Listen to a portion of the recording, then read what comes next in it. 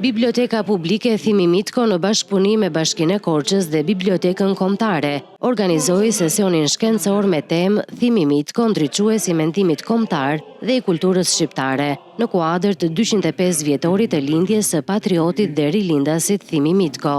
Drejtoresha e bibliotekës Jorida Tollkuçi vlerësoi këtë aktivitet si një homazh të rëndësishëm për figurën dhe veprën e Mitkos, duke theksuar rolin që ai pati në ruajtjen dhe promovimin e kulturës shqiptare.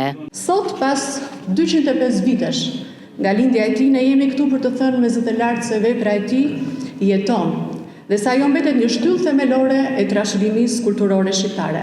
Bleta shqiptare, që tashmë 147 vjeçare, si një arkiv i gjallë i urtësisë popullore dhe ndjenjës kombëtare, është më shumë se një libër. Ajo është një pasuri shpirtërore që na bashkon të gjithëve, shqiptar të çdo krahinë, të çdo moshe dhe të çdo kohe.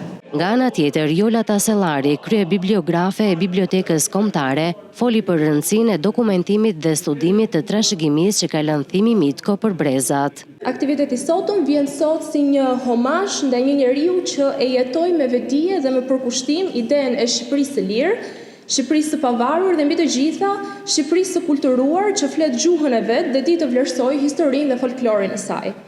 Thimi Mitko nuk ishte thjesht një mbledhës i pasurisë shpirtërore të popullit të tij, por një urlidhse e rëndësishme mes trashëgimisë sonë folkloristike dhe ndërgjegjes kombëtare që po niste të merrte formë në shekullin e 19. Pjesë e këtij sesioni ishte edhe një ekspozit dokumentare dhe bibliografike e titulluar Thimi Mitko 205 vite trashëgimi, e cila solli për publikun libra, dokumente dhe studime mbi jetën dhe kontributin e tij. Ky aktivitet shënoi një moment reflektimi dhe vlerësimi për figurën e rilindasit që mbetet një gur themeli në historinë e mendimit dhe kulturës shqiptare.